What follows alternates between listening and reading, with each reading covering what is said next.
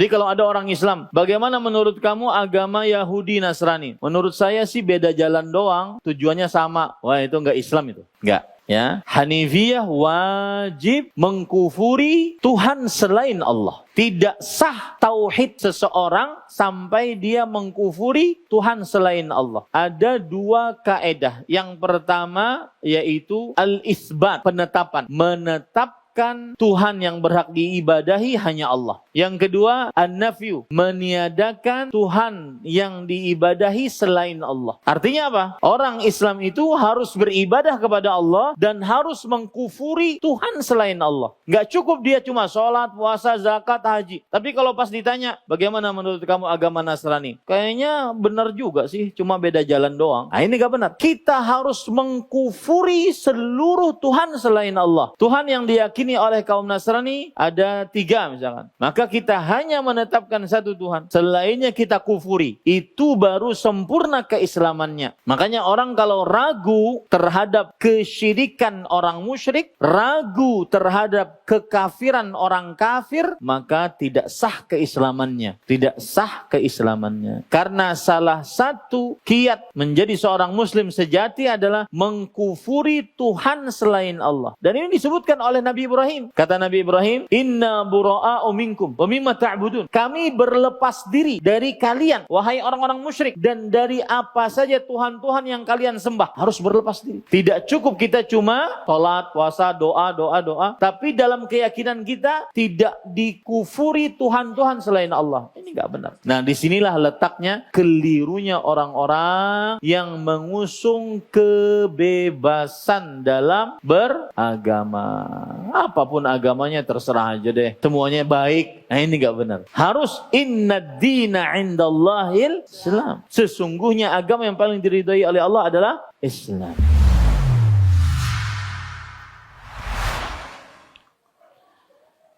Assalamualaikum warahmatullahi wabarakatuh. Bismillahirrahmanirrahim.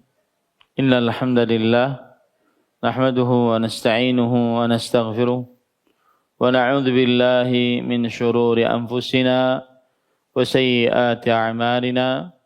Man yahdihillahu fala mudilla lahu wa man yudlil fala hadiya lahu. Wa ashhadu an la ilaha illallah wahdahu la syarika lah wa ashhadu anna Muhammadan abduhu wa rasuluh. Ya ayyuhalladzina amanu taqullaha haqqa tuqatih wa la tamutunna illa wa antum muslimun. Ya ayyuhan nasu taqu rabbakumul ladzi khalaqakum min nafsin wahidah wa khalaqa minha zawjaha wa batha minhuma rijalan katsiran wa nisaa'a wattaqullaha alladzi tasaaluna bihi wal arham innallaha kana 'alaikum raqiba. Ya ayyuhalladzina amanu taqullaha wa qulu qawlan sadida yuslih lakum a'malakum wa yaghfir lakum dhunubakum wa man yuti'illaha wa rasulahu faqad faza fawzan 'azima. Amma ba'd. Fa inna asdaqal hadits kitabullah wa ahsanal hadi hadi Muhammadin sallallahu alaihi wa ala alihi wasallam wa syarrul umuri muhdatsatuha wa kullu muhdatsatin bid'ah wa kullu bid'atin dhalalah wa kullu dhalalatin finnar. Alhamdulillah, kita bersyukur pada Allah Subhanahu wa taala pada hari ini, hari yang paling mulia di dalam sepekan, hari Jumat 16 Jumadil Ula 1444 Hijriah. Kita dimudahkan oleh Allah Subhanahu wa taala untuk duduk bersama mengkaji kembali matan Al-Qawaidul Arba', 4 kaedah memahami tauhid dan syirik. Salawat dan salam semoga selalu Allah berikan kepada Nabi kita Muhammad sallallahu alaihi wa ala alihi wasallam, pada keluarga beliau, para sahabat, serta orang-orang yang mengikuti beliau sampai hari kiamat kelak. Dengan nama-nama Allah yang husna dan sifat-sifat yang ulia, kita berdoa, Allahumma inna nas'aluka ilman nafi'an wa rizqan tayyiban wa amalan mutaqabbala. Allahumma amin. Ahibati fillah, afanillahu yakum, jamaah Masjid Salman Al-Farisi yang saya cintai karena Allah. Semoga Allah Subhanahu wa taala selalu memberikan afiat kepada kita di dunia dan di akhirat. Kita masih di dalam pendahuluan sebelum mempelajari 4 kaedah memahami tauhid dan syirik. Penulis rahimahullahu taala Al-Imam Syekhul Islam Muhammad bin Abdul Wahhab berkata, "I'lam arsyadakallahu li ta'atih annal hanifiyata millata Ibrahim an ta'budallaha wahdahu mukhlishan lahud-din kama qala ta'ala wa ma khalaqtul jinna wal insa illa liya'budun." Yang artinya, ketahuilah, semoga Allah membimbingmu untuk selalu taat kepadanya.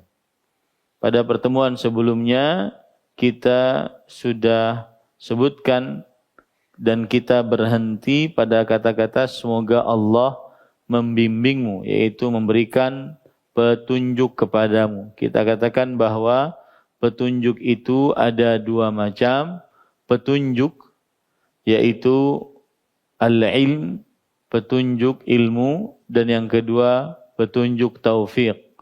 Petunjuk ilmu adalah berupa pengetahuan tentang ilmu, dan taufiq yaitu petunjuk untuk mengamalkan ilmu tersebut. Kemudian ahibati fillah, afanillahu iyyakum, lalu setelah itu penulis berkata, annal hanifiyata millatu Ibrahim, bahwa sanya al-hanifiyah adalah agama Ibrahim alaihi salam. Al-hanifiyah, agama Ibrahim alaihi salam. Dan apa itu al-hanifiyah? An ta'budallaha wahdahu mukhlishan lahud-din. Kamu beribadah kepada Allah dengan memurnikan ibadah hanya kepadanya.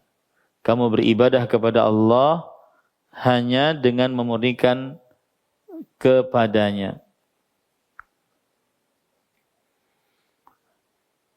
Ketahuilah semoga Allah membimbingmu untuk mentaatinya, bahwa hanifiyah, agama Ibrahim alaihissalam, adalah kamu menyembah Allah semata dengan ikhlas dalam beragama.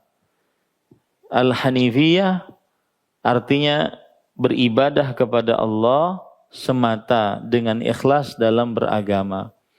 Ini terjemahan kurang, kalau saya lihat kurang. Bukan kamu menyembah, tetapi kamu beribadah. Ya, kata-kata menyembah itu nanti diganti dengan beribadah. Kamu beribadah kepada Allah semata dengan ikhlas untuknya dalam menjalankan agama.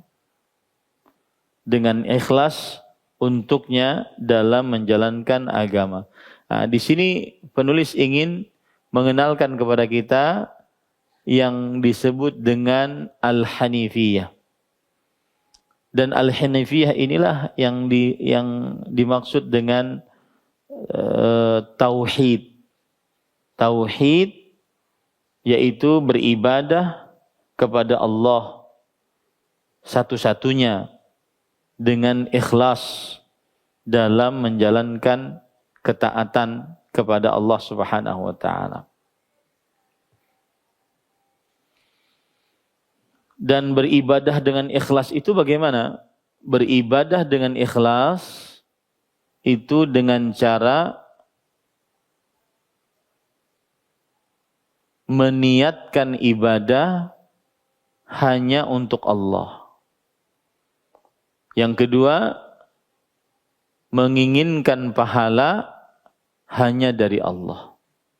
Itu yang dimaksud dengan beribadah kepada Allah Subhanahu wa taala.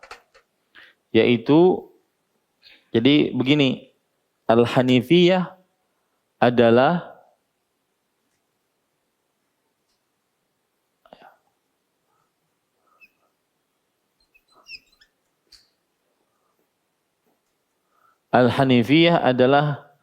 beribadah dengan ikhlas kepada Allah Subhanahu wa taala. Beribadah dengan ikhlas kepada Allah. Itulah ajaran Nabi Ibrahim alaihissalam. Beribadah dengan ikhlas. Nah, pertanyaan sekarang yaitu, apa itu ikhlas? Atau bagaimana ikhlas di dalam ibadah? Bagaimana ikhlas di dalam beribadah? Maka jawabannya ada dua. Yang pertama adalah niyatul ibadah lillah. Niat dalam beribadah hanya untuk Allah Subhanahu wa taala. Hanya untuk Allah Subhanahu wa taala. Yang kedua, niyatul ibadah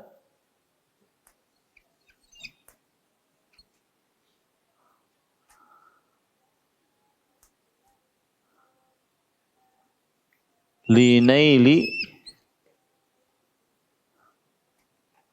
al-ajr min Allah wahdah. Linaili al-ajr min Allah wahdah.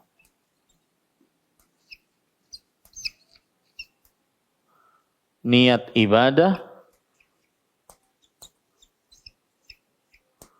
untuk mendapatkan pahala hanya dari Allah.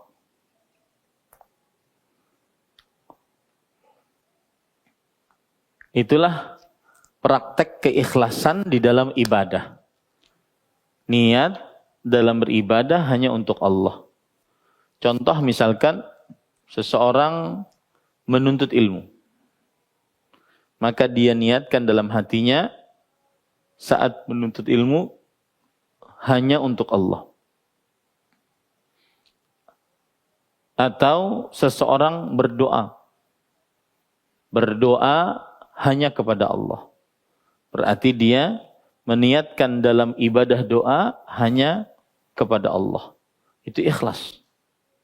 Dia berdoa kepada Allah dan tidak berdoa kepada selain Allah.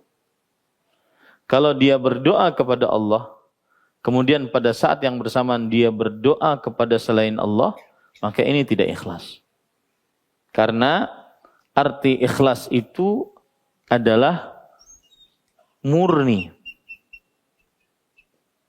suci, terlepas dari kotoran dan campuran. Itu arti ikhlas. Ya, murni, suci, terlepas dari kotoran dan campuran. Maka niat dalam beribadah hanya untuk Allah. Berdoa, misalkan. Doa ibadah. Dia saat berdoa itu hanya untuk Allah. Dia entah itu doa meminta atau doa ibadah. Seperti misalkan dia berzikir subhanallah, alhamdulillah, Allahu akbar, astaghfirullah, Allahumma salli ala Muhammad. Itu doa. Tapi doa ibadah namanya.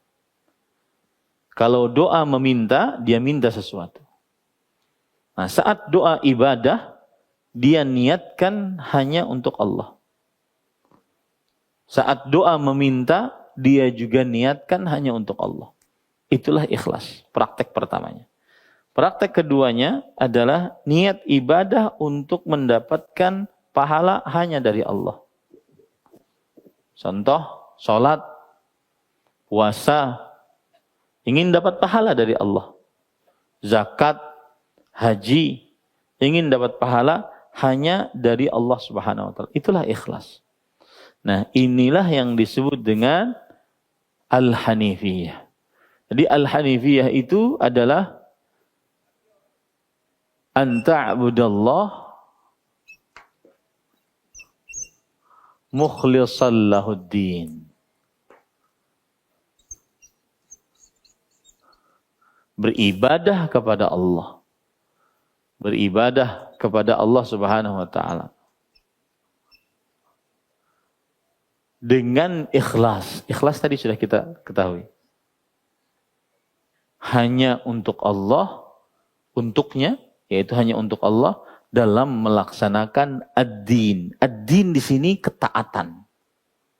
Baik itu dengan ucapan, dengan perbuatan, dengan qalbu, ucapan seperti zikir, baca Quran, berdoa, amar ma'ruf, nahi mungkar, dengan perbuatan seperti sholat, puasa, zakat, dengan perbuatan membantu orang, menolong orang, atau qalbu seperti seseorang tawakal, sabar, syukur, qalbu, amalan-amalan qalbu. Ya. Beribadah kepada Allah dengan ikhlas. Hanya untuk Allah dalam melaksanakan agama. Agama yang dimaksud, ad-din, adalah ketaatan. Itulah Hanifiyah. Itulah agamanya Nabi Ibrahim. Dan kita diperintahkan untuk mengikuti agama Nabi Ibrahim. Wattabi' millata Ibrahim hanifan. Dan ikutilah ajaran Nabi Ibrahim. Yaitu ajaran yang lurus. Beribadah hanya kepada Allah Subhanahu wa ta'ala. Bisa dipahami ya ini? Baik. Kita lanjut. Seperti yang difirmankan oleh Allah Subhanahu wa ta'ala, "Wa ma khalaqtul jinna wal insa illa liya'budu."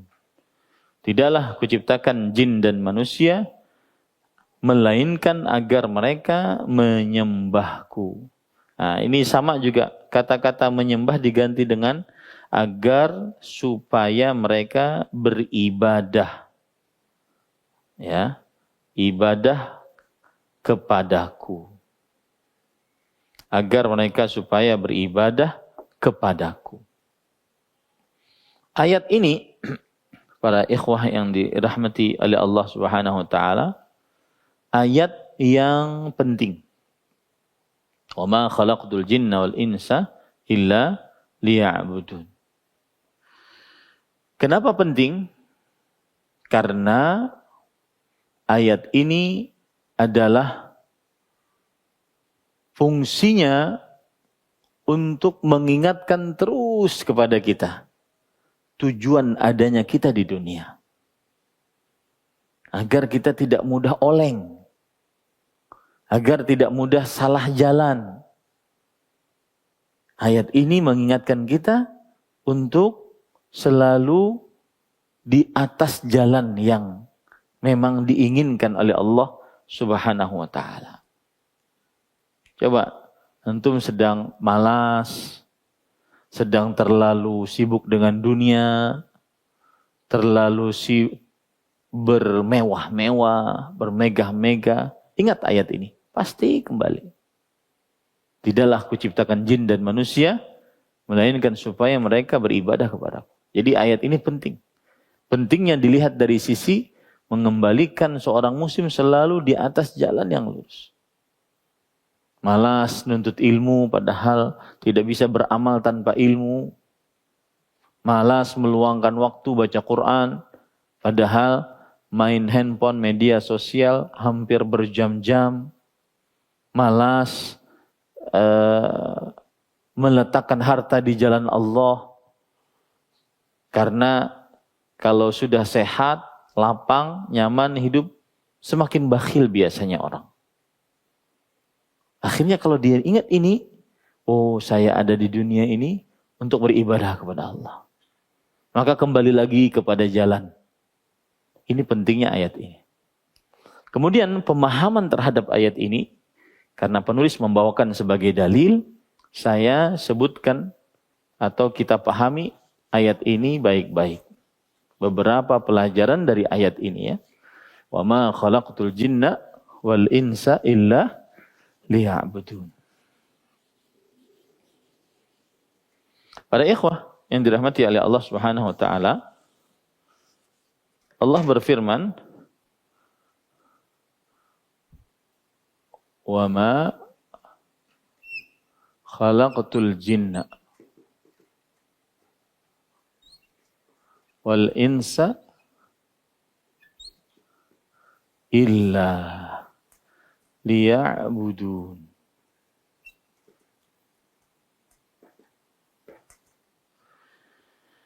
Ini kata ma artinya adalah tidak.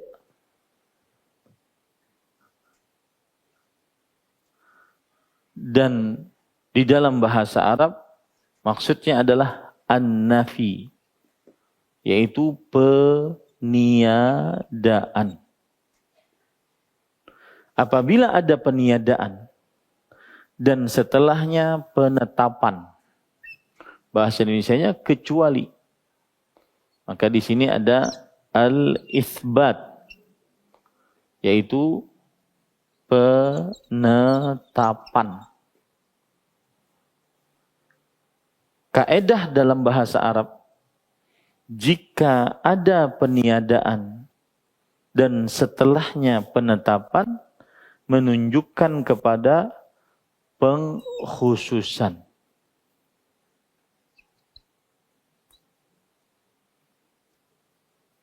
Takhsis, pengkhususan.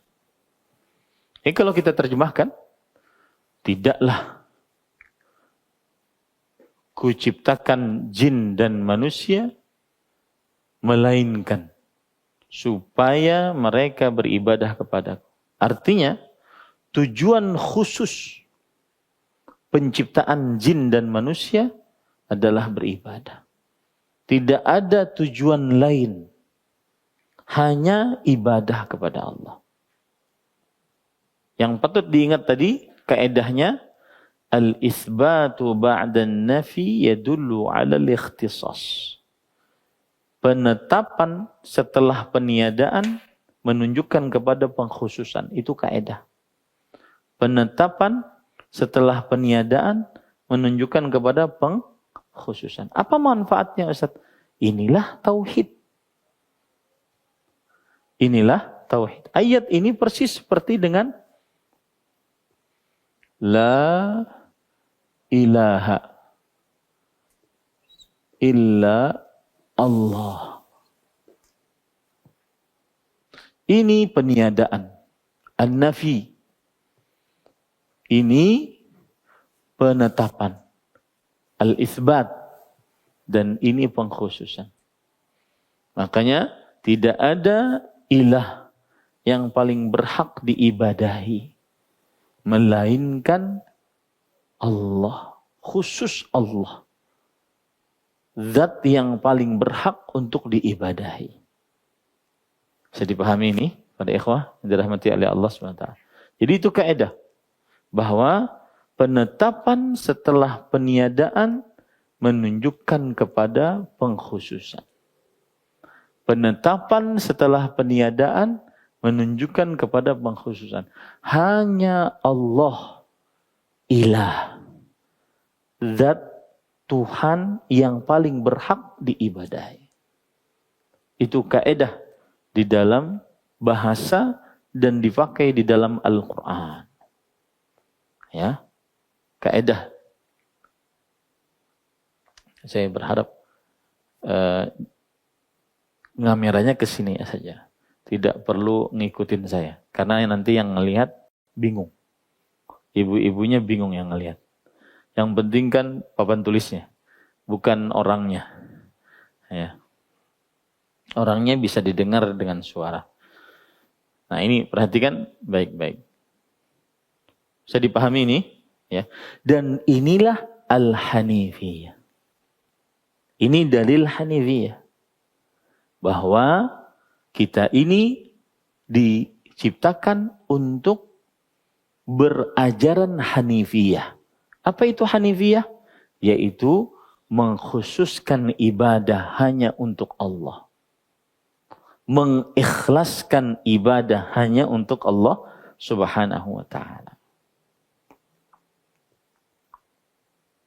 Nah, kemudian faedah selanjutnya dari hadis ini, dari ayat ini adalah kata liya'budun.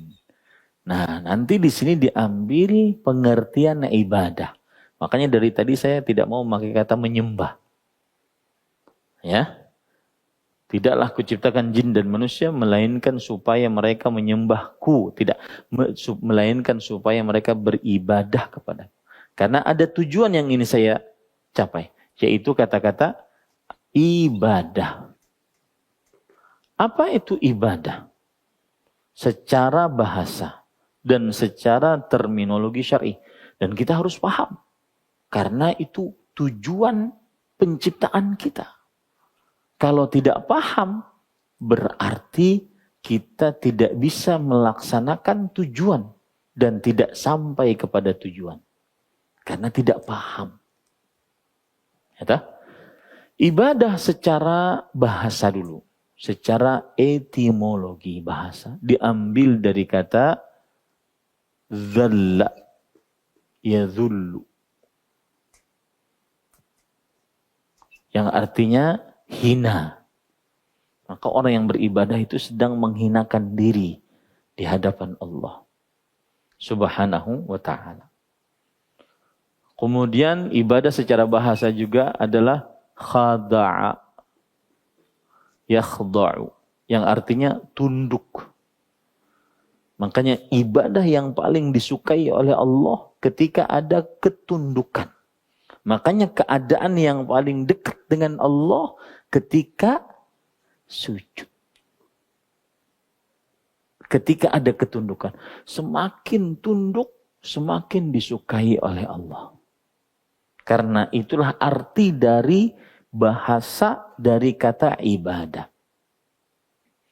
Nah, kemudian ibadah secara terminologi syar'i, istilah syariat. Nah, saya hapus dulu ini biar bisa jelas. Ibadah secara istilah syariat adalah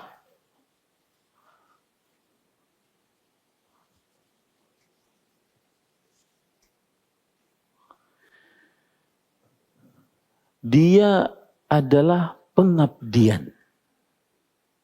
Dia adalah pengabdian kepada Allah Subhanahu wa ta'ala. Dengan mengerjakan apa yang diperintahkan oleh Allah Subhanahu wa ta'ala.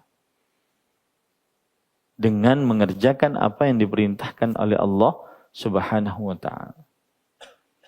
Jadi ibadah itu adalah pengabdian. Seperti seorang sholat. Maka ketika sholat dia sebenarnya sedang mengabdi kepada Allah. Karena sholat diperintahkan oleh Allah Subhanahu wa ta'ala. Dengan penuh rasa cinta dan ketundukan. Nah, itulah pengertian ibadah secara istilah syariat.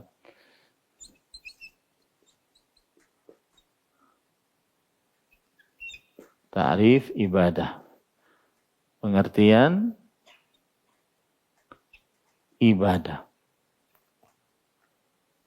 Ya. Dia adalah ubudiyah. Ubudiyatun lillah. pengabdian kepada Allah. Bima amarallahu bihi. Dengan apa saja yang diperintahkan oleh Allah.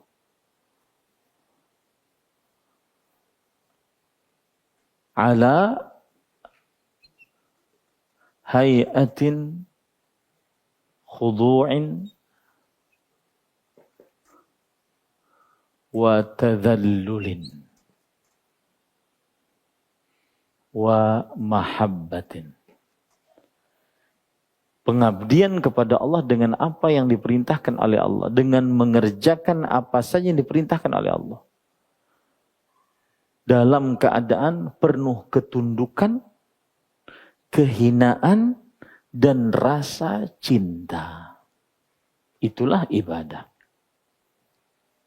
Orang kalau seandainya sedang sholat, maka dia berarti sedang mengabdi kepada Allah. Dengan mengerjakan apa yang diperintahkan oleh Allah, yaitu sholat. Dalam keadaan penuh ketundukan, penuh kehinaan. Dan mengapa mengerjakan sholat? Karena rasa cinta kepada Allah Subhanahu wa ta'ala. Itu pengertian dari ibadah. Maka kita ini diciptakan oleh Allah, tidak diciptakan, melainkan supaya beribadah. Ibadah tadi pengertiannya adalah pengabdian kepada Allah. Dengan mengerjakan apa saja yang diperintahkan oleh Allah dalam keadaan penuh ketundukan, kehinaan, dan rasa cinta. Contoh-contoh dari ibadah, di antaranya mendirikan sholat, berpuasa pada bulan Ramadan, membayar zakat, berhaji ke Baitullah. Contoh-contoh dari ibadah juga, di antaranya ibadah-ibadah lisan, berzikir, berdoa, baca Quran, amar ma'ruf, nasihat menasihati, ibadah qalbu, tawakal, bersyukur, bersabar, kemudian bersyukur, bersabar, dan ibadah-ibadah hati lainnya. Ibadah anggota tubuh, di antaranya yang selain yang sudah disebutkan, di antaranya berbakti pada orang tua, kemudian berbuat baik kepada tetangga, menghormati tamu, dan seterusnya. Itu adalah ibadah kepada Allah Subhanahu wa ta'ala. Nah, ibadah-ibadah itu harus dikerjakan dengan ikhlas. Murni hanya ingin mendapat pahala dari Allah. Atau murni hanya diniatkan untuk Allah. Seperti menyembelih. Fasalli li rabbika wanhar. Salatlah untuk Rabbmu dan sembelilah untuknya. Berarti niatnya hanya untuk Allah saat menyembelih. Bukan niat untuk selain Allah. Seperti orang yang sudah mati. Atau jin. Tidak. Salat. Allahu Akbar. Niatnya hanya untuk Allah Subhanahu wa ta'ala. Niatnya hanya untuk Allah Subhanahu wa ta'ala. Atau saat beribadah, seseorang mengerjakan ibadah tersebut berniat hanya ingin pahala dari Allah. Itulah ibadah yang ikhlas. Itulah al-hanifiyah. Itulah kalau istilah dalam bahasa Al-Quran dan hadis, yaitu tauhid. Yaitu tauhid. Nah, kemudian para ikhwah yang dirahmati oleh Allah Subhanahu wa ta'ala,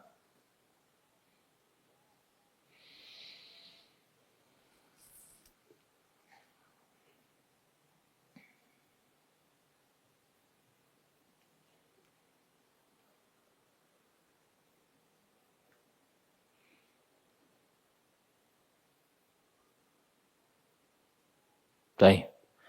Sekarang penulis berkata, فَإِذَا عَرَفْتَ أَنَّ اللَّهَ خَلَقَكَ لِعِبَادَتِهِ فَاعْلَمْ أَنَّ الْعِبَادَةَ لَا تُسَمَّى عِبَادَةً إِلَّا مَعَ التَّوْحِيدِ كَمَا أَنَّ الصَّلَاةَ لَا تُسَمَّى صَلَاةً إِلَّا مَعَ الطَّهَارَةِ فَإِذَا دَخَلَ الشِّرْكُ فِي الْعِبَادَةِ فَسَدَتْ كَالْحَدَثِ إِذَا دَخَلَ فِي الطَّهَارَةِ. Nah, perhatikan baik-baik. Halaman 3, apabila kamu sudah tahu bahwa Allah menciptakanmu untuk beribadah kepadanya. Nah, ya. Menyembahnya itu dirubah. Ya, dirubah menjadi beribadah kepadanya. Apabila kamu sudah tahu bahwa Allah menciptakanmu untuk beribadah kepadanya, maka ketahuilah bahwa ibadah tidak disebut ibadah kecuali disertai dengan tauhid.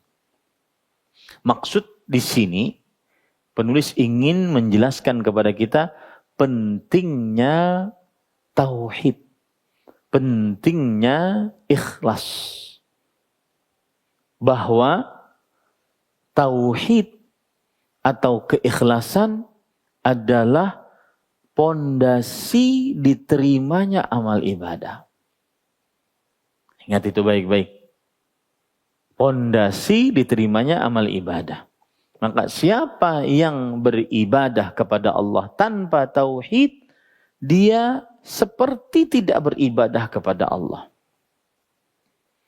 Dia seperti tidak beribadah kepada Allah Subhanahu wa taala. Siapa yang beribadah kepada Allah Subhanahu wa taala, maka dia seperti tidak beribadah kepada Allah. Kalau ibadahnya tidak bertauhid. Allah berfirman dalam surah Al-Bayyinah ayat 5, "Wa ma umiru illa liya'budullaha mukhlishina lahu-d-din." Tidaklah mereka diperintahkan melainkan supaya mereka beribadah kepada Allah dengan ikhlas, hanya untuk Allah dalam mengerjakan ketaatan. Lihat di situ. Tidaklah melainkan, menunjukkan kepada pengkhususan bahwa ibadah kepada Allah adalah supaya ikhlas dalam ibadahnya. Begitu juga Allah berfirman dalam surah An-Nahl ayat 36. وَلَقَدْ بَعَثْنَا فِي كُلِّ أُمَّةٍ رَسُولًا أَنِ اعْبُدُوا اللَّهَ وَاجْتَنِبُوا الطَّاغُوتَ. Dan sungguh kami telah utus di setiap umat seorang rasul. Dakwahnya apa? Beribadahlah kalian kepada Allah dan jauhilah taghut. Nah, para ikhwah yang dirahmati oleh Allah Subhanahu wa taala, sesudah itu penulis berkata, ketahuilah bahwa ibadah tidak disebut ibadah kecuali disertai tauhid, seperti sholat yang tidak disebut sholat kecuali disertai wudu. Nah, ini gambaran disebutkan. Ada orang sholat tanpa wudu. Sholatnya ada enggak? Tidak ada. Tidak sah wudunya.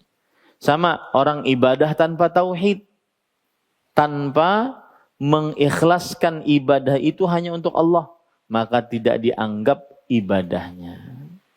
Tidak dianggap ibadahnya. Rasul sallallahu alaihi wasallam bersabda, "Innallaha la yaqbalu minal amali illa ma kana khalisan wa butughiya bihi wajh." Sesungguhnya Allah tidak menerima dari amalan kecuali yang ikhlas. Dan dicari wajah Allah dari amalan tersebut. Di ibadah tanpa tauhid tidak dinamakan ibadah. Karena tidak diterima oleh Allah Subhanahu wa taala. Sebagaimana sholat tanpa wudu tidak dinamakan sholat. Karena tidak sah sholat tanpa wudu. Sebagaimana hadis Rasul sallallahu alaihi wasallam, la salata bighairi tuhur. Tidak sah salat tanpa bersuci. Ya, sama dengan tidak ada amalan tanpa tauhid. Artinya tanpa tauhid tidak dianggap amalnya. Tidak dianggap, Pak. Tanpa keikhlasan tidak dianggap amalnya. Ya. tidak dianggap. Rasulullah SAW bersabda dalam hadis riwayat Imam Muslim, "Ana aghna syuraka'i ani syirik. Man amila amalan asyraka fihi ma'iya ghairi taraktuhu wa syirkahu." Aku adalah zat yang sangat tidak membutuhkan sekutu. Barang siapa yang beramal lalu dia mensyirikkanku di dalamnya, maka aku tinggalkan dia, pelakunya, dan amalnya. Tidak diterima oleh Allah. Ya, ini ingat baik-baik. Ibadah tidak disebut ibadah kecuali disertai dengan tauhid. Sama seperti sholat tidak disebut sholat kecuali disertai dengan wudu. Nah, permasalahan sekarang, apa itu tauhid? Sebenarnya dia sama saja dengan ikhlas. Ya. Jadi dia sinonim. Sinonim. Al-Hanifiyah sama dengan ikhlas. Ikhlas sama dengan tauhid. Coba. Tetapi kita ingin tahu, apa itu tauhid? Bahasa Arabnya adalah at-tauhid. Ya, diambil dari kata-kata Arab wahada, yuwahidu, tauhidan.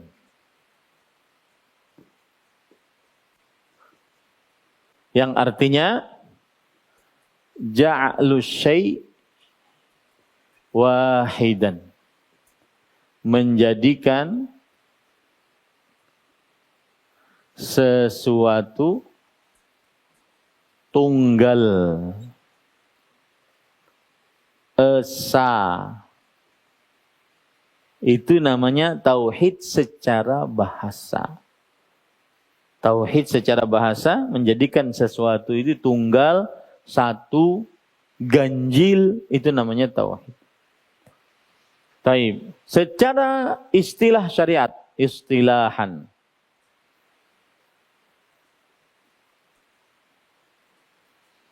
Apa arti tauhid istilahan secara istilah syariat?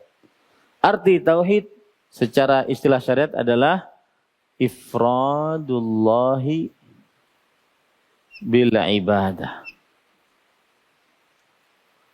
Yang artinya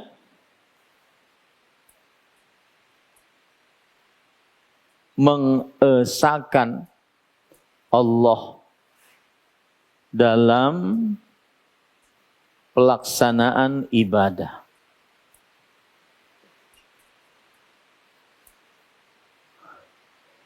Dan ini adalah sinonim dengan Al-Hanifiyah. Sinonim dengan Al-Ikhlas. Ya. Jadi tauhid sinonim dengan Al-Hanifiyah, sinonim dengan ikhlas. Arti tauhid adalah mengesahkan Allah dalam pelaksanaan ibadah. Saat kita beribadah, maka kita melakukan tauhid. Apa itu? Dalam ibadah kita itu niat kita hanya untuk Allah. Menyembelih hanya untuk Allah Subhanahu wa taala. Ya. Kemudian berdoa hanya kepada Allah Subhanahu wa taala. Atau dalam ibadah kita hanya ingin pahala dari Allah Subhanahu wa taala. Itulah yang disebut dengan tauhid. Nah, ibadah kita tidak akan sempurna sah tanpa tauhid. Kenapa? Karena berarti tauhid adalah pondasi untuk diterimanya amal ibadah. Ini bangunan masjid tidak akan jadi semegah ini tanpa pondasi. Kalau tidak jadi, maka tidak bisa diambil manfaatnya. Begitu juga amal. Amal tidak akan dapat dikerjakan tanpa tauhid. Ya. Dan amal kalau dikerjakan tanpa tauhid, maka seperti bangunan yang tidak bisa diambil manfaatnya. Tidak berpahala. Nah, di sini saya ingin menyinggung. Kadang ada rasa malas di dalam diri kita. Mau baca Quran, malas. Lebih suka main media sosial, nonton. Mau sholat tahajud, malas. Lebih suka nonton bola. Mau hadir di pengajian, malas. Lebih suka ke pasar, ke tempat-tempat pusat perbelanjaan. Ya, apalagi di zaman sekarang, sebagian para ustadz ingin memindahkan majelis-majelis ilmu dari masjid-masjid ke pasar-pasar. Ya. Malas. Karena salah satu sebabnya adalah malas. Sukanya lebih suka ke pasar dibandingkan ke majelis ilmu. Padahal yang menghadirkan penuntut-penuntut ilmu yang majelis-majelis ilmu ini. Kenapa itu? Berarti saat itu tauhidnya sedang turun.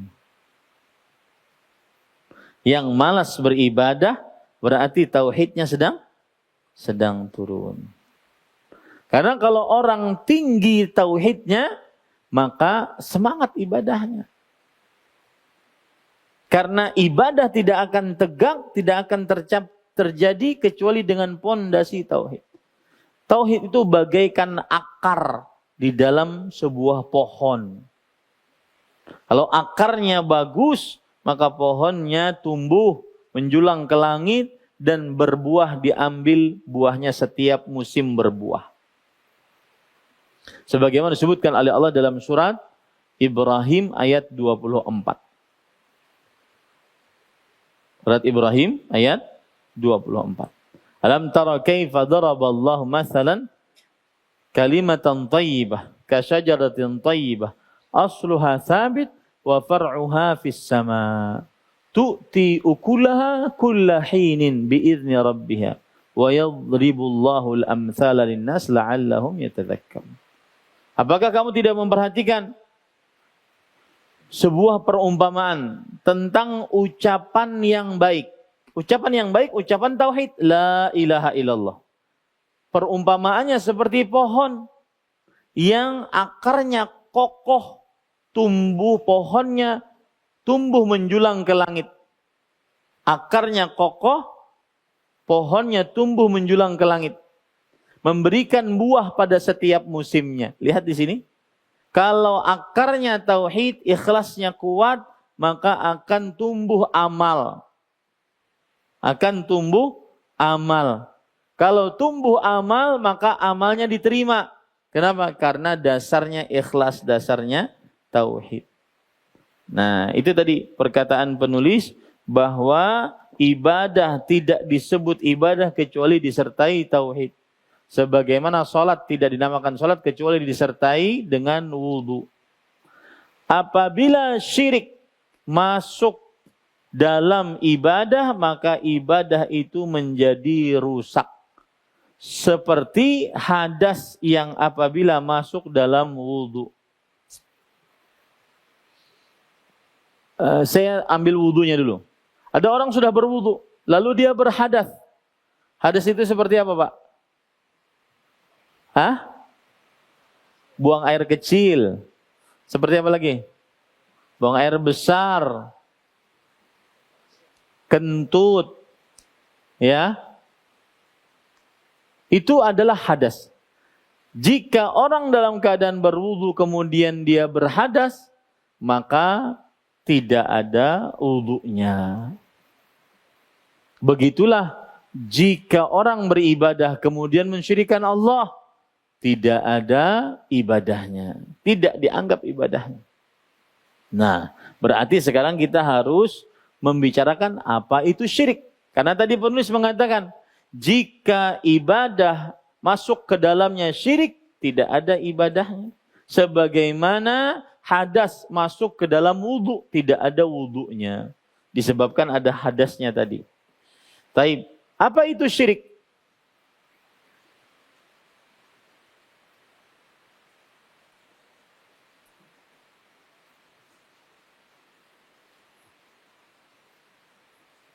Perhatikan baik-baik. Syirik adalah diambil dari kata Arab, yaitu syaraka.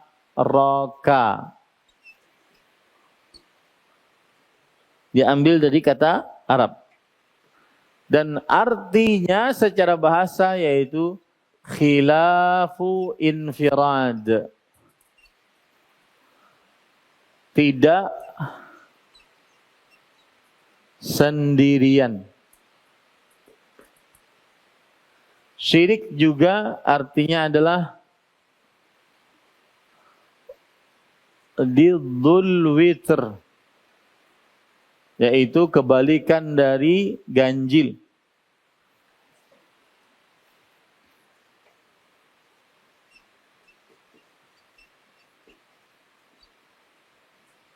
Kebalikan dari ganjil. Itu arti syirik secara bahasa. Arti syirik secara istilah syariat adalah istilahan.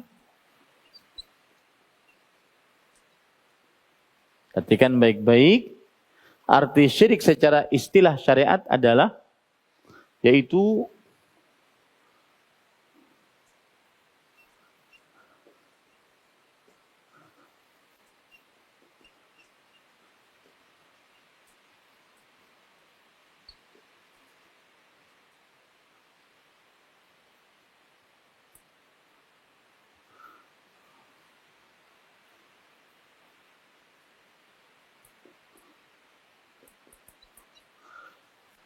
menyamakan. Ingat selalu, password miftahus sir. Syirik adalah penyamaan. Jika ada penyamaan, ada kesyirikan. Jika ada penyamaan, ada kesyirikan. Menyamakan taswiyatu ghairillah, menyamakan selain Allah. Billah, dengan Allah. Fi syai'in min khasaisillah, dalam salah satu dari kekhususan yang dimiliki Allah. Menyamakan selain Allah dengan Allah dalam salah satu kekhususan yang dimiliki oleh Allah. Dalam satu kekhususan, salah satu kekhususan yang dimiliki oleh Allah. Kita akan jelaskan pengertian ini. Menyamakan, artinya menyamakan. Mensejajarkan. Memisalkan. Menyerupakan. Itu namanya menyamakan. Makanya biasanya di masjid-masjid ada Allah, Muhammad. Tulisan. Nah ini menyamakan. Ya, semestinya Allahnya di atas, Muhammadnya di bawah. Dan lebih baik lagi, tidak perlu itu. Ya, karena tidak diperintahkan. Tidak disyariatkan. Menyamakan selain Allah. Selain Allah, apa saja. Selain Allah, apa saja. Baik itu makhluk yang tercipta dari cahaya, malaikat, dan yang paling mulia dari malaikat, Jibril. Malaikat Jibril. Ini selain Allah. Atau makhluk yang tercipta dari api, yaitu jin. Misalkan iblis. Atau makhluk yang tercipta dari tanah, yaitu manusia.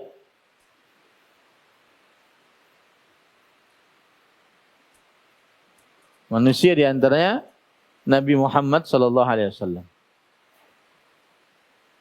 Menyamakan selain Allah, baik itu makhluk-makhluk ataupun juga seperti hewan atau pepohonan, bebatuan, besi, dan lain-lainnya. Menyamakan selain Allah dengan Allah. Menyamakan selain Allah dengan Allah. Dalam salah satu kekhususan milik Allah.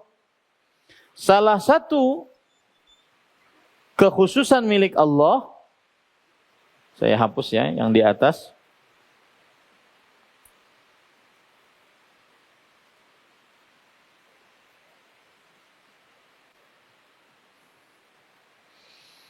Kekhususan-kekhususan yang dimiliki oleh Allah Subhanahu wa taala, khasaisullah. Yang pertama adalah ar-rububiyah. Rububiyah adalah perihal yang berkaitan dengan kekuasaan, penciptaan, pengaturan. Itu khusus milik Allah. Allah berfirman dalam Al-Quran, Alhamdulillahi Rabbil Alamin. Segala puji hanya milik Allah. Mengapa? Rabbul Alamin. Rabb, rububiyah. Yang berkuasa, mengatur, mencipta, berkuasa atas alam semesta. Ya, rububiyah. Rububiyah ada 3 macam. Yaitu al-khalqu, penciptaan, al-mulku, kekuasaan, at-tadbir, pengaturan. Seperti sekarang hujan. Masuk mana dari 3 ini? Hah? Pengaturan. Seperti orang sakit, orang sehat, masuk mana dalam maksudnya? Pengaturan. Seperti bayi lahir, orang mati, masuk mana? Penciptaan. Itu semua rububiyah. Termasuk daripada rububiyah adalah mengetahui akan hal gaib. Itu khusus milik Allah. Makanya apabila ada orang percaya kepada tukang ramal, berarti dia menyamakan selain Allah. Selain Allahnya tukang ramal. Disamakan dengan siapa? Dengan Allah. Dalam perkara yang khusus milik Allah. Salah satu yang khusus milik Allah adalah rububiyah. Yaitu mengetahui akan hal gaib. Karena mengetahui akan hal gaib masuk ke dalam pengaturan. Masuk ke dalam pengaturan. Makanya tercela seorang muslim yang percaya kepada tukang ramal. Nah, saya hapus. Kekhususan yang dimiliki oleh Allah Subhanahu wa taala juga di antaranya adalah al-asma was sifat.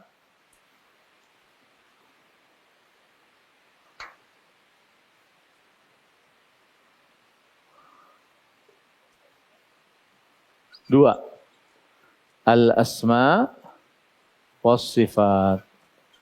Nama-nama dan sifat-sifat Allah Subhanahu wa taala. Nama dan sifat. Nama Allah itu seperti apa? Allah. Itu nama Allah. Nama Allah itu seperti apa? Ar-Rabb. Itu nama Allah.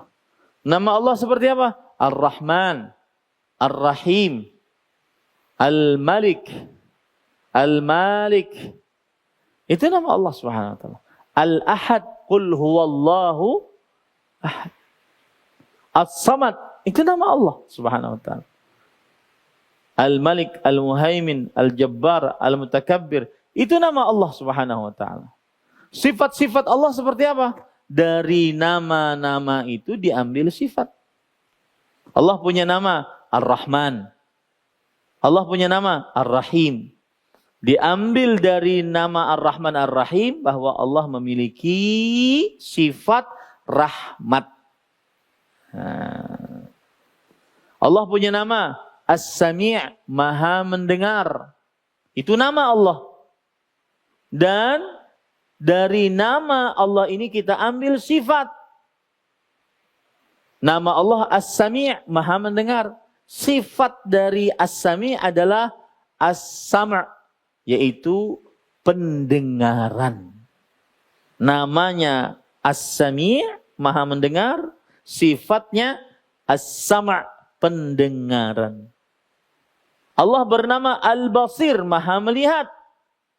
Itu nama Allah. Diambil dari nama ini sifat. Sifat apa? Penglihatan. Maha melihat, namanya mempunyai sifat penglihatan. Bahasa Arabnya apa? Al-Basar. Al-Basar. Allah punya nama Al-Alim, Maha mengetahui. Dari nama ini diambil sifat. Dari nama ini diambil apa? Sifat. Sifat apa? Al-ilmu. Al-ilmu. Terus seperti ini khusus milik Allah. Nah, apabila terjadi penyamaan selain Allah dengan Allah dalam salah satu kekhususan yang dimiliki oleh Allah, di antaranya nama dan sifat Allah, maka ini adalah kesyirikan.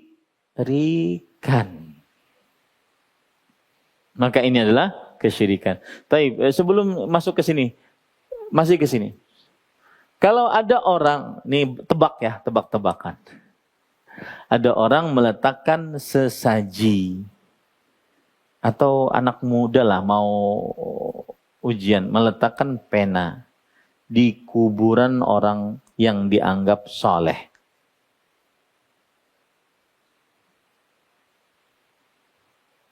Syirik ya Pak? Apa penjelasannya? Terangkan kepada saya bahwa itu syirik.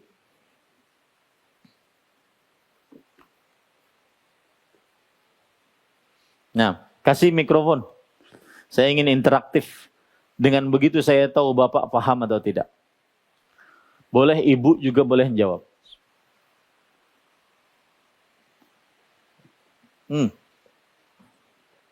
Silakan. Orang meletakkan pulpen di kuburan yang dianggap wali. Apa jenis perbuatan tersebut?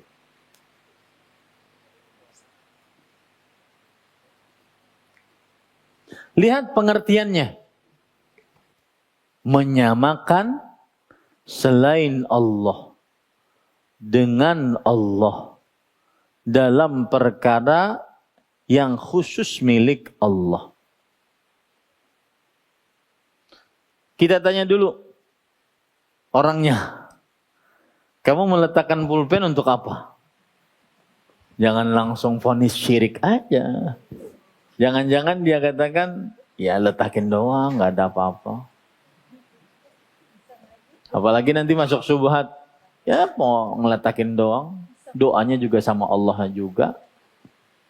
Syubhat, syiriknya dari mana ente? Maka kita tanya, saya meletakkan itu niatan saya agar pulpennya menjadi berkah. Gara-gara ini kuburan orang soleh yang penuh dengan berkah. Semakin dijelaskan niatnya semakin bingung Ustaz. Kita memponisnya. Dan ingat, kita sekarang memponis perbuatan, bukan pelaku. Pelaku nanti lain lagi, ada masalah lain.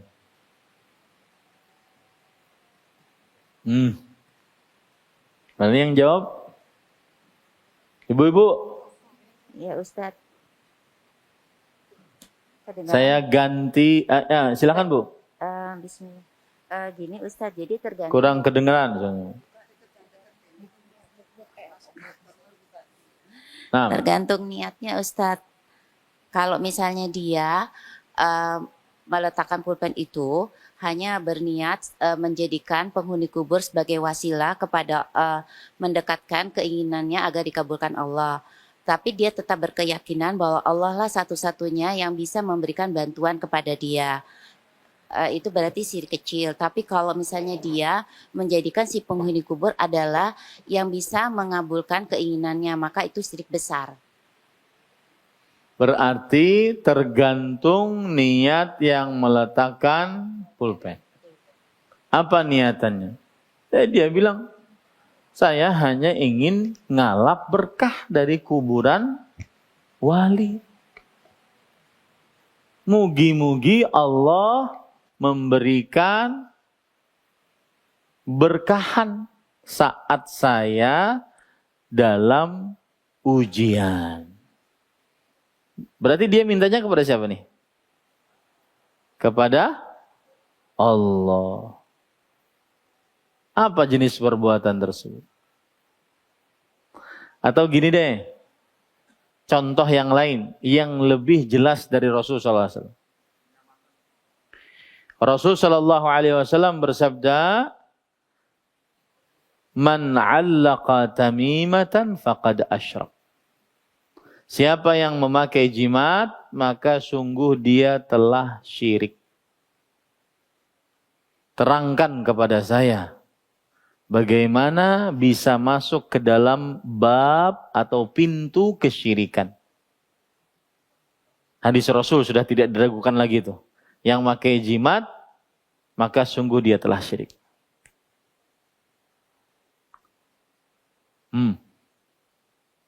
Nah,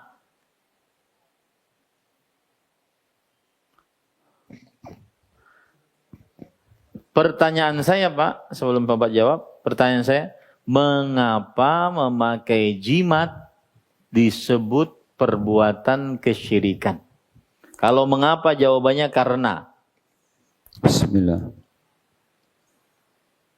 Karena orang yang memakai jimat, dia meyakini bahwa apa yang dia pakai itu bisa menghindarkan kemudorotan ataupun bisa mendatangkan kemaslahatan. Sedangkan kemudorotan dan kemaslahatan itu hanyalah hak mutlak Allah Subhanahu wa taala. Maka dari perbuatan ini dia telah berbuat syirik, yaitu mensyarikatkan, menyamakan jimat tadi yang notabene adalah hak kekhususan Allah, dia samakan dengan jimat tersebut. Wallahu a'lam. Baik, saya ringkas jawaban Bapak. Jawabannya benar, tetapi mungkin bahasanya masih bulat-bulat.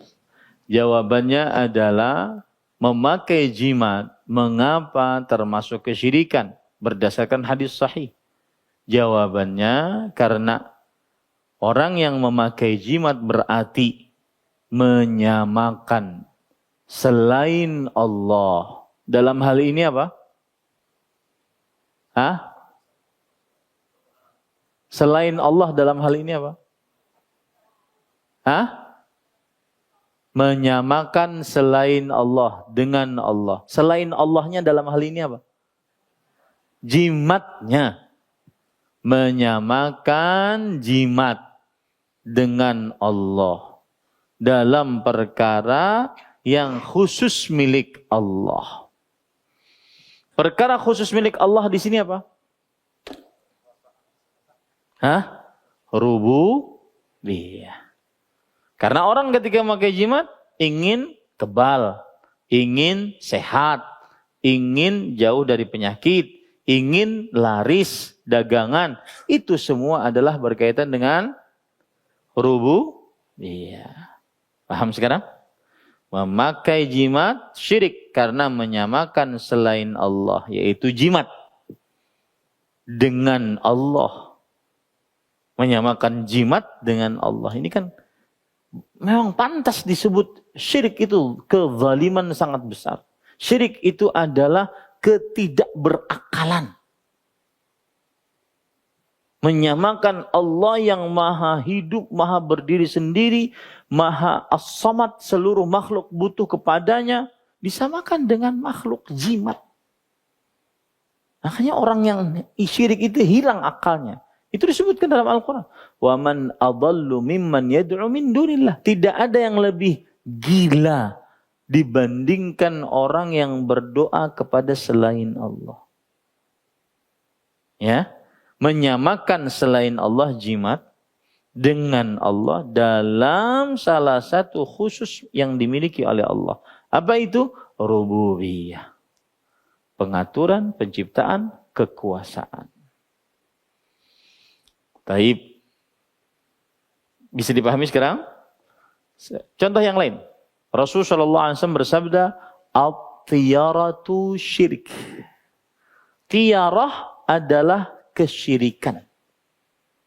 Apa itu tiyarah? Merasa bernasib sial dengan sesuatu yang dilihat atau yang didengar atau yang dirasakan. Yang melihat warna merah, wah sial nih. Mendengar suara burung gagak, burung hantu, malam Jumat, wah sial nih. Merasakan bulu kuduk berdiri, wah sial nih. Merasakan mata kedut-kedut, ya, berkedip-kedip, wah dapat duit nih. At-tiyaratu syirik. Merasa bernasib sial adalah kesyirikan. Pertanyaan saya sama kayak pertanyaan tadi. Mengapa tiyarah dikategorikan sebagai kesyirikan? Hah? Menyamakan apa? Jawabannya harus rapi. Karena menyamakan ini ikutin ini. Menyamakan selain Allah. Dalam hal ini apa? Yang dianggap sial. Angka kah, warna kah, hewan kah? Kemudian hari kah, tanggal kah? Ya, menyamakan. Ini jawabannya. Kalau saya tanya seperti pertanyaan tadi, ini jawabannya. Tinggal dipahami saja. Menyamakan selain Allah. Selain Allahnya apa? Yang dianggap sial. Menyamakan selain Allah dengan Allah. Dalam salah satu kekhususan yang dimiliki oleh Allah. Yaitu rububiyah. Pengaturan, penciptaan, kekuasaan. Bisa dipahami sekarang? Taib. Rasul sallallahu alaihi wasallam bersabda, "Man ata arrafan fasaddaqahu bima yaqul faqad kafara bima unzila ala Muhammad." Yang mendatangi tukang ramal lalu percaya dengan apa yang diucapkan, maka sungguh dia telah kafir, telah syirik. Pertanyaannya sama. Mengapa mempercayai tukang ramal kesyirikan? Jawabannya sama.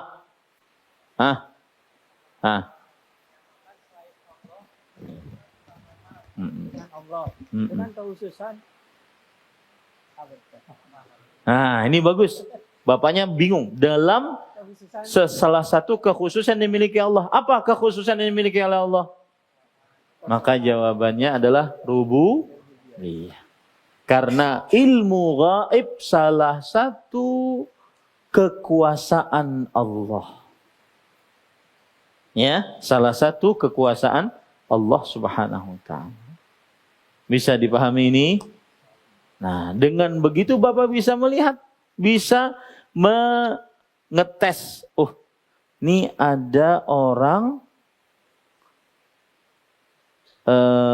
meletakkan sesaji atau anggap saja sedekah laut. Nah, pertanyaannya saya sekarang, apakah sedekah laut kesyirikan? Kesyirikan enggak, Bu? Coba yang paling keras suaranya dijawab. Kemudian pertanyaan kedua, mengapa? Silakan, Bu.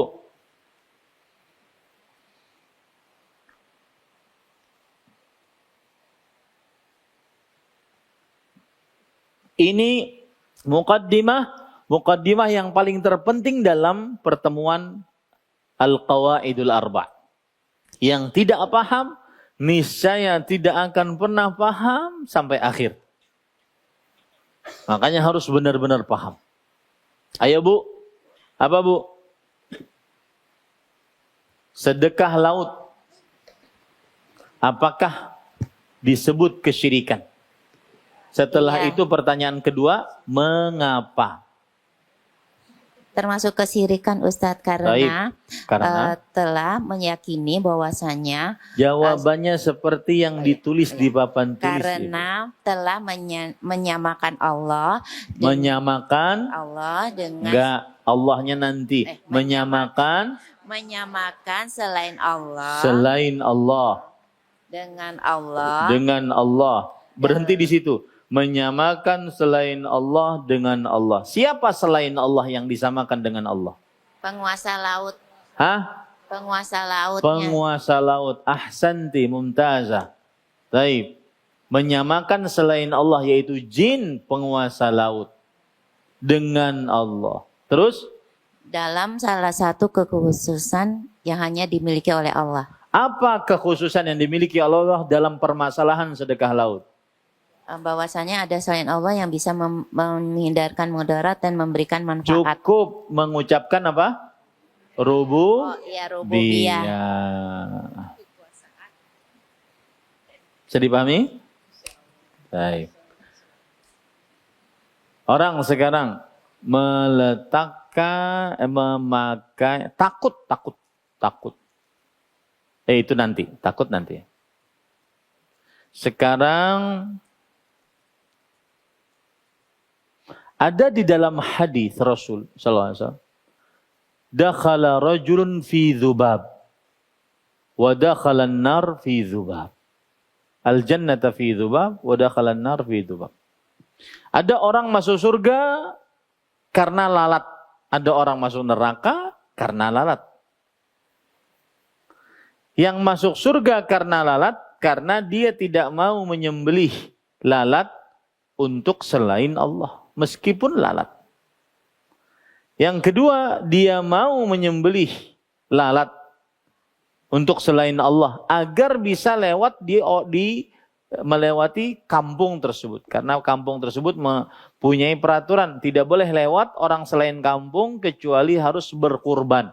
Berkurbannya meskipun benda hewan yang sangat kecil, di antaranya lalat. Orang ini berkurban agar dia bisa lewat, masuk neraka dia.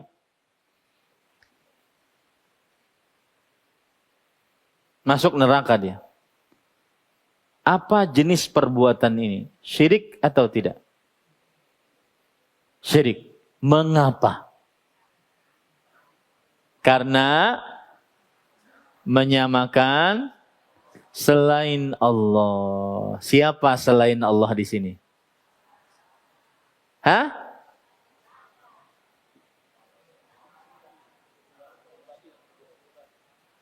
Yang diniatkan untuk dikurbani. Disamakan dengan siapa?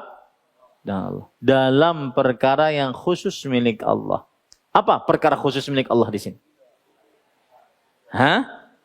Enggak, bukan rububiyah.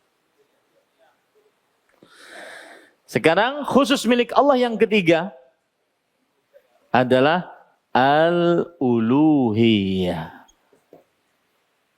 Yaitu ibadah. Ini khusus milik Allah. Dengan segala macam jenis ibadah. Maka ibadah apapun jenisnya itu milik Allah. Maka yang tadi menyembelih, berarti sembelih adalah ibadah. Maka dia menyamakan selain Allah dalam hal ini yang diniatkan untuk disembelih dengan Allah dalam perkara khusus milik Allah, yaitu ibadah menyembelih. Ibadah menyembelih. Baik. Contoh yang lain. Riya. Mengapa disebut oleh Rasulullah SAW sebagai syirik? Sama, semua jawabannya sama. Menyamakan selain Allah. Siapa selain Allah di sini?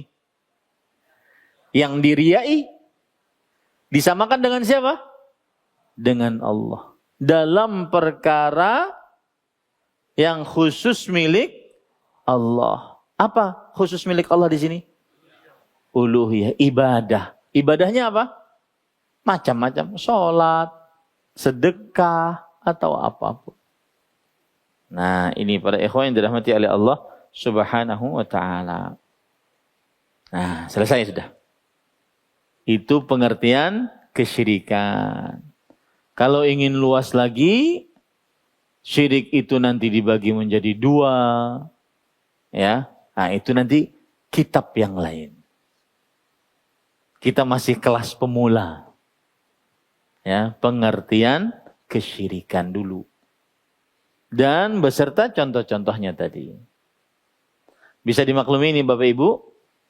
Baik. Ini yang bisa saya sampaikan, dan saya sepertinya tidak sholat asar di sini. Jadi sebelum asar saya harus keluar dari sini. Karena kalau sudah azan di sini saya harus sholat di sini. Sunnahnya seperti itu. Tidak boleh keluar dari masjid ketika sudah azan dikumandangkan di masjid tersebut. Kecuali dia harus sholat di masjid itu. Karena sunnahnya seperti itu. Ada waktu bagi kita sekitar 10 menit. Silahkan. Sebelum azan. Kalau tidak salah azannya 15:10 gitu ya. Bolehkah zakat mal? Nah, ini pertanyaan dari tauhid ke zakat mal. Ini bias yang kita pelajari. Nanti saya akan jawab. Silahkan tanya tentang tauhid dulu ya. Assalamualaikum warahmatullahi wabarakatuh. Assalamualaikum. Barakallahu Ustaz. Pertanyaan saya adalah, apakah agama-agama sebelum ajaran Nabi Ibrahim juga disebut sebagai Hanifiyah?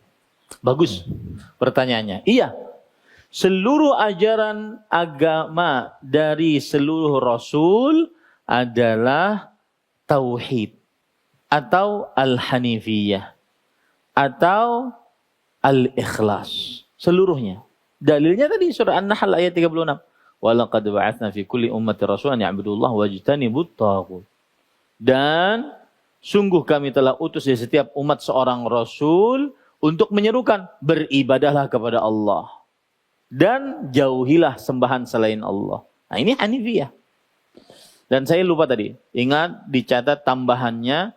Hanifiyah wajib mengkufuri seluruh Tuhan selain Allah. Jadi kalau ada orang Islam, bagaimana menurut kamu agama Yahudi Nasrani? Menurut saya sih beda jalan doang. Tujuannya sama. Wah itu enggak Islam itu. Enggak. Ya. Hanifiyah wajib mengkufuri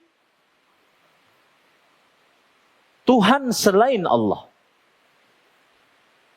Tidak sah tauhid seseorang sampai dia mengkufuri Tuhan selain Allah. Maka nanti pertemuan yang akan datang saya akan jelaskan. Diingatkan ya. Ada 2 kaedah. Yang pertama yaitu al-isbat, penetapan. Menetapkan Tuhan yang berhak diibadahi hanya Allah. Yang kedua, an-nafyu, meniadakan Tuhan yang diibadahi selain Allah. Meniadakan Tuhan yang diibadahi selain Allah Subhanahu wa taala. Artinya apa? Orang Islam itu harus beribadah kepada Allah dan harus mengkufuri Tuhan selain Allah. Enggak cukup dia cuma sholat, puasa, zakat, haji. Tapi kalau pas ditanya, bagaimana menurut kamu agama Nasrani? kayaknya benar juga sih, cuma beda jalan doang. Nah ini gak benar. Ini kita harus mengkufuri seluruh Tuhan selain Allah. Tuhan yang diyakini oleh kaum Nasrani ada 3 misalkan. Tuhan Allah, Tuhan Bapa, Tuhan Yesus. Maka kita hanya menetapkan satu Tuhan. Selainnya kita kufuri. Itu baru sempurna keislamannya. Makanya orang kalau ragu terhadap kesyirikan orang musyrik, ragu terhadap kekafiran orang kafir, maka tidak sah keislamannya. Tidak sah keislamannya. Karena salah satu kiat menjadi seorang muslim sejati adalah mengkufuri Tuhan selain Allah. Dan ini disebutkan oleh Nabi Ibrahim. Kata Nabi Ibrahim, "Inna bura'a'u minkum wa mimma ta'budun." Kami berlepas diri dari kalian, wahai orang-orang musyrik, dan dari apa saja Tuhan-Tuhan yang kalian sembah. Harus berlepas diri. Tidak cukup kita cuma mentauhidkan Allah, tauhidkan Allah, salat, puasa, doa, tapi dalam keyakinan kita tidak dikufuri Tuhan-Tuhan selain Allah. Ini enggak benar. Nah, disinilah letaknya kelirunya orang-orang yang mengusung kebebasan dalam beragama. Apapun agamanya terserah aja deh. Semuanya baik. Nah, ini enggak benar. Harus inna dina indallahil Islam. Sesungguhnya agama yang paling diridhai oleh Allah adalah Islam. Nah, bagus tuh pertanyaannya. Nah, silakan. Afwan Ustadz. Berarti kalau ada yang mengucapkan selamat Natal, apakah sudah termasuk kafir? Nah, larinya nanti ke situ. Saya belum jawab ya, kafir atau tidak. Saya cuma dari permasalahan yang saya ungkap barusan tadi, itu larinya ke situ. Paham ini? Ketika ada orang mengucapkan, yang paling pertama kita ingin bahas dulu, kita ingin dudukan dulu. Tidak diperbolehkan atau diharamkan seorang muslim ikut merayakan hari raya agama lain. Karena Rasulullah SAW bersabda, "Man tashabbaha biqaumin fahuwa minhum." Siapa yang menyerupakan diri dengan suatu kaum, maka dia bagian dari kaum tersebut. Itu satu dulu. Diharamkan seorang muslim ikut hari raya agama lain. Karena Islam hanya mengakui ada 2 hari raya. Idul Fitri dan Idul Adha. Satu. Karena yang namanya agama Islam, salah satu tuntutan dari syariat Islam adalah menyelisihi orang selain Islam. Jadi biar tidak masuk kepada masalah tauhid syirik pun kita wajib untuk tidak meniru, ikut-ikutan. Karena tuntutan syariat Islam adalah tidak mengikuti, menyerupai orang-orang selain Islam. Dan itu kebiasaan Rasulullah SAW dan para sahabatnya. Sampai-sampai orang Yahudi mengatakan, benar-benar orang ini tidak ada dari kebiasaan kita kecuali dia menyelisihinya. Dia tidak menginginkan kecuali ingin menyelisihi kita. Jadi menyelisihi kaum musyrikin, kaum kafirin, itu adalah tuntutan syariat. Konsekuensi syahadat. Tidak usah berbicara tauhid, syirik nggak usah. Orang Yahudi, Nasrani tidak sholat memakai sepatu. Sholatlah pakai sepatu. Tentunya kalau sekarang tidak bisa ya. Orang Yahudi dan Nasrani tidak memanjangkan jenggot, panjangkanlah. Jadi menyelisihi diri Muslim dengan orang Yahudi Nasrani itu tuntutan syariat. Tidak usah berbicara tauhid syirik, nggak usah. Natal itu syirik kah Ustaz? Nggak usah. Tapi kita dituntut oleh syariat kita untuk menyelisihi orang-orang selain Islam. Taib Ustaz, kalau ada orang yang mengucapkan, maka kita katakan perbuatannya haram. Ya, kenapa? Karena menyelisih perintah Rasul, yaitu menyerupakan diri dengan orang-orang kafir musyrik. Taib. Lalu apakah syirik? Maka jawabannya adalah tidak. Kecuali setelah ditegakkan hujjah dan dihilangkan hal-hal yang menghalangi dia untuk dihukumi kesyirikan. Makanya dari tadi saya katakan, kita berbicara hukum perbuatan. Hukum pelaku perbuatan, maka ini tidak sembarang orang untuk menghukuminya. Hukum perbuatan mengucapkan Selamat Natal adalah haram. Hukum pelaku perbuatannya, apakah dia keluar dari Islam atau tidak? Nah, dilihat dulu. Tegakkan hujah dulu. Hilangkan hal-hal yang menghalangi dari menghukuminya. Dan itu tidak mudah. Baik. Terakhir, bolehkah zakat mal untuk biaya pendidikan anak yatim? Jazakallahu khairan. Boleh, sangat boleh sekali. Karena yatim termasuk daripada orang miskin. Kecuali kalau yatim tersebut kaya raya. Bisa nggak yatim kaya raya? Bisa. Ya, kenapa? Bapaknya yang meninggal dan dia belum baligh, orang kaya. Maka dia dapat harta waris. Ya, harta waris. Kalau yatimnya miskin, maka diperbolehkan. Wallahu alam. Jika ada orang yang jika ada orang yang hobinya beli keris tapi tujuannya tidak ada maksud apa-apa, hanya hobi saja, itu bagaimana? Jawabannya, asal hukumnya jual beli hal tersebut mubah. Cuma lebih baik diamalkan. Miliaran kadang-kadang ada tuh bambu patok kah? Ya. Harganya miliaran. Mendingan buat pesantren. Yang di dalamnya para santri ngafal Quran. Dibandingkan beli satu bambu. Seperti itu.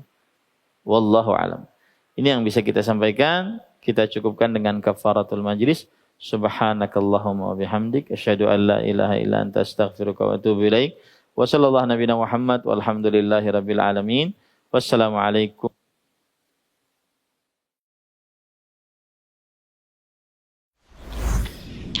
Jazakumullah khairan, barakallahu fikum. Video ini dibuat atas partisipasi dari donasi Anda. Semoga menjadi amal jariah bagi Anda semuanya.